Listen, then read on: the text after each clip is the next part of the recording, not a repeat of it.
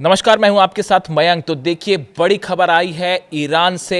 Iran के air space से एक बार फिर ईरान ने अपने बॉर्डर के पास से खदेड़ दिए हैं अमेरिकी ड्रोन्स। देखिए, जो खबरें आई उसके मुताबिक पिछले ये 24 से 48 घंटे बेहद दिलचस्प रहे हैं।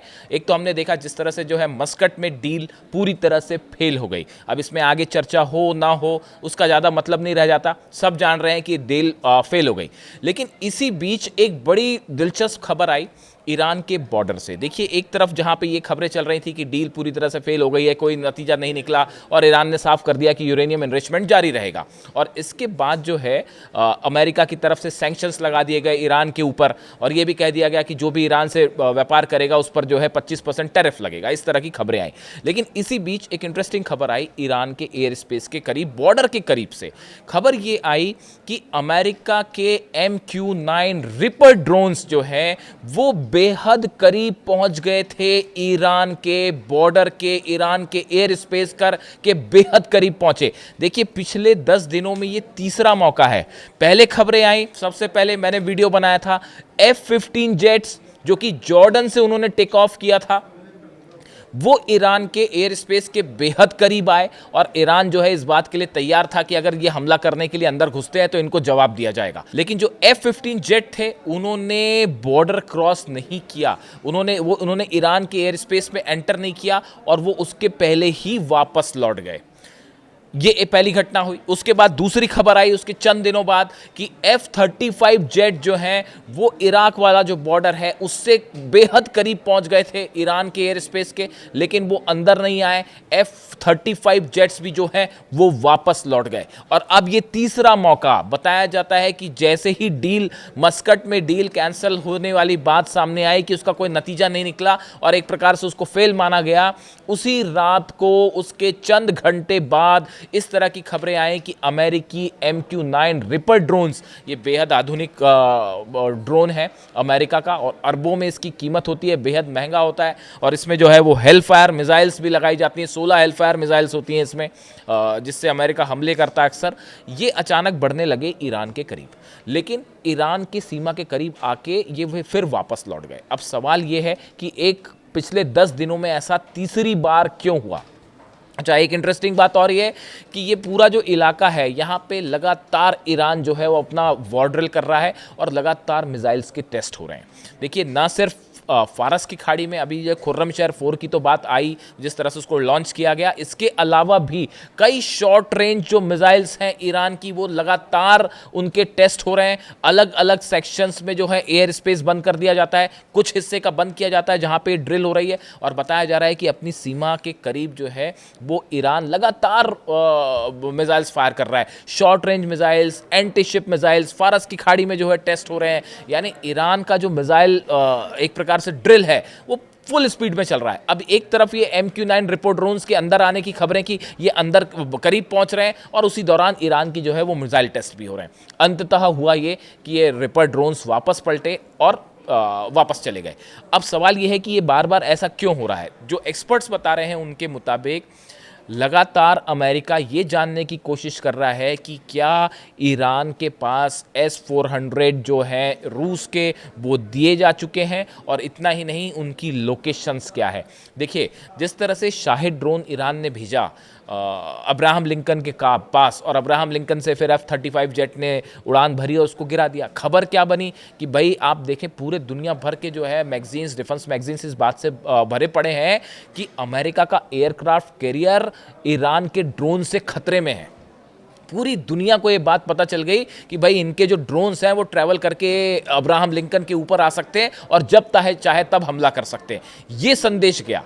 लेकिन जब अमेरिकी जेट्स या अमेरिकी ड्रोन्स जब भी ईरान की सीमा के करीब आए और एक प्रकार से टीज करने की कोशिश की, ईरान ने कभी अपनी तरफ से S-400 फायर नहीं किया।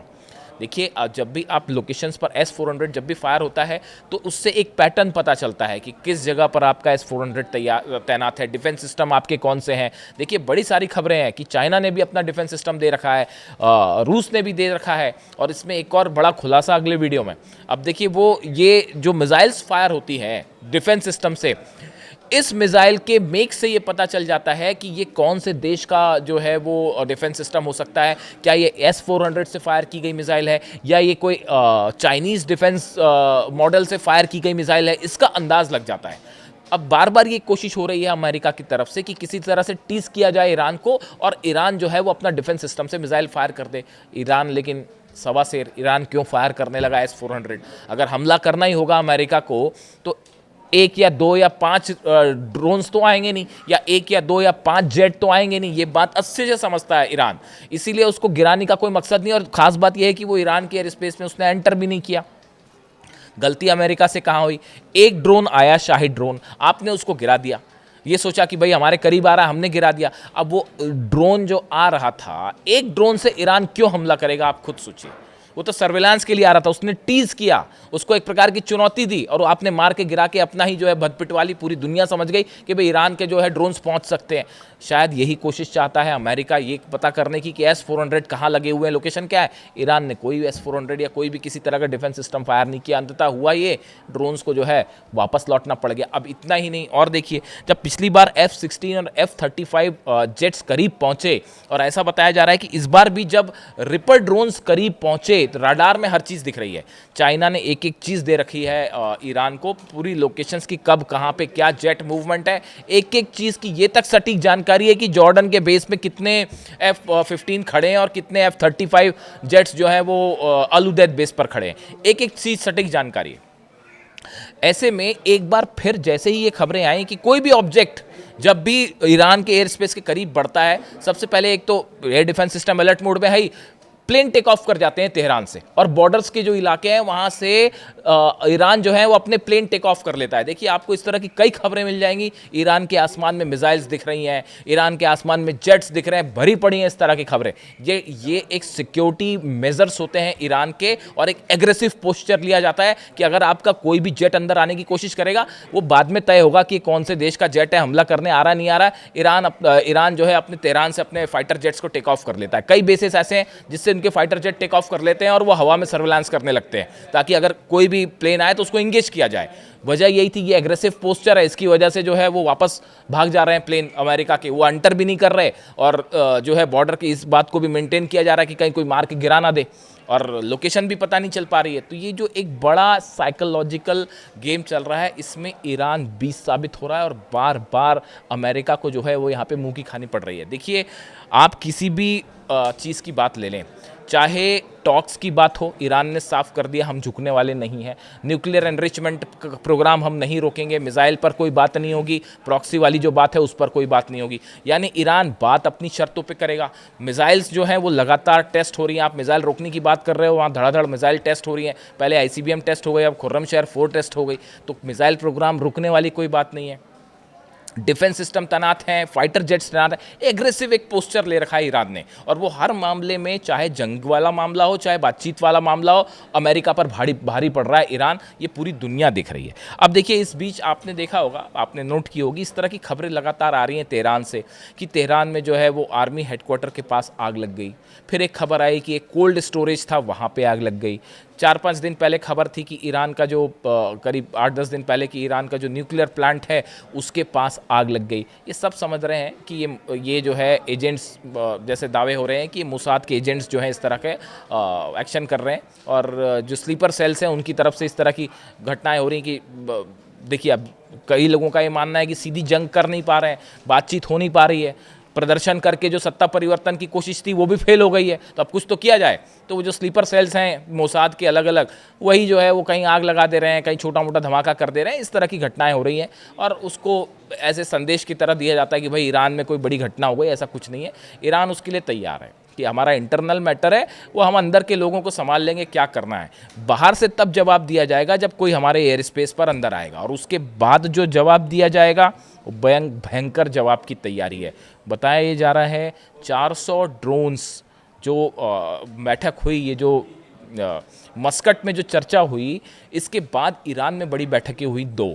उस बैठक में ईरान के सारे विंग के कमांडर्स शामिल थे, डिफेंस एक्सपर्ट्स शामिल थे। उन्होंने बड़ी बैठक की। बड़ी बैठक करने के बाद अली खामेनी साहब को पूरे हालात की जानकारी दी गई कि बातचीत में क्या हुआ है और अगर अब जंग होती है तो ईरान का क्या रिस्पॉन्स होगा। कई सारी चीज़ें तो डोमेन में भी हैं अब सामने। 400 से ज़्यादा ड्रोन एक साथ टेक ऑफ करेंगे जो कि अब्राहम लिंकन पर भी हमला कर सकते हैं, अलग अलग बेसिस पर हमला कर सकते हैं, इजराइल की तरफ हमला कर सकते हैं। मतलब पहला हमला हुआ, जरा सा हमला हुआ और एक साथ 400 ड्रोन रवाना। कहा यह जा रहा है 600, मैं बार बार इस बात को कह रहा हूं, जिसको लेकर अब नंबर्स भी आने लग गए हैं, इस तरह की बातें हो रही हैं। 600 से ज़्यादा खुर्रमशहर 4 मिसाइल्स जो हैं वो तैनात हैं कि आपने पहला हमला किया और 600 मिसाइल्स एक साथ रवाना। पिछली बार हमने देखा 12 दिन की जंग में कि मिसाइल्स गिर रही थी तो एक दिन में ईरान 100 मिसाइल्स फायर करता था, उसमें से 20-25 मिसाइल्स जो गिर रही थी ज़बरदस्त उन्होंने तबाही मचा दी थी। तो इस सूरत हाल में अगर 600 मिसाइल तेल अवीव के लिए रवाना हो जाएं या हाइफा और बाकी शहरों पर रवाना हो जाएं तो उसका क्या परिणाम होगा। इतना ही नहीं, एक बड़ी वॉर स्ट्रेटजी तैयार की गई है कि अगर ईरान पर हमला होगा तो अमेरिकन बेसिस पर किस तरह से जवाब दिया जाएगा, फाइटर जेट्स अंदर आते हैं उनको कैसे डिफेंस सिस्टम से काउंटर किया जाएगा, इजराइल पर कौन से ठिकानों पर हमले किए जाएंगे, इन पूरे हालात में रूस का क्या रुख होगा और चीन का क्या रुख होगा। यानी एक बड़े वॉर प्लान की तैयारी कर ली गई है जो कि लॉक हो चुका है। अब उसमें किसी तरह का कोई कंफ्यूजन नहीं है। यही वजह है कि जिस क्लैरिटी के साथ, एकदम क्लियर कट विजन के साथ ईरान आगे बढ़ा है बातचीत करने में, अपना स्टैंड जितने साफ तौर पर, देखिए अब तक अमेरिका की तरफ से कोई बयान नहीं आया इस बातचीत को लेकर। सैंक्शन लगा दिया डोनाल्ड ट्रंप ने, या डोनाल्ड ट्रंप क्या कह रहे हैं वो एक अलग बात है, लेकिन आधिकारिक रूप से अमेरिका की तरफ से कोई बयान नहीं आया। ईरान का स्टैंड पहले ही क्लियर था कि हम सिर्फ न्यूक्लियर डील पर बात करेंगे, वो भी यूरेनियम एनरिचमेंट हम नहीं रोकने जा रहे, हम मिसाइल्स प्रोग्राम पर बात नहीं करेंगे, हम जो है वो प्रॉक्सी पर कोई बात नहीं करेंगे। और हुआ भी बिल्कुल वैसा ही। ईरान बातचीत में भी बेहतर साबित हुआ, बातचीत में भी भारी पड़ा, जंग के मैदान में तो भारी पड़ ही रहा है। और इसी बीच अब इस तरह की खबरें कि 2 बार पहले F-15 जेट्स वापस लौटा दिए गए, फिर F-35 लौटा दिए गए, और अब MQ-9 रिपर ड्रोन्स जो सबसे खतरनाक ड्रोन माना जाता है उनका भी जत्था करीब आया ईरान के, लेकिन क्रॉस करने की हिम्मत नहीं कर पाया और वापस लौट गया। अब देखिए इससे जुड़ी जो भी खबर होगी, ईरान के एयर स्पेस पर लगातार नज़रें बनाए होते हैं हम, उससे जुड़ी जो भी खबर होगी आप तक पहुंचाएंगे। Thank you so much.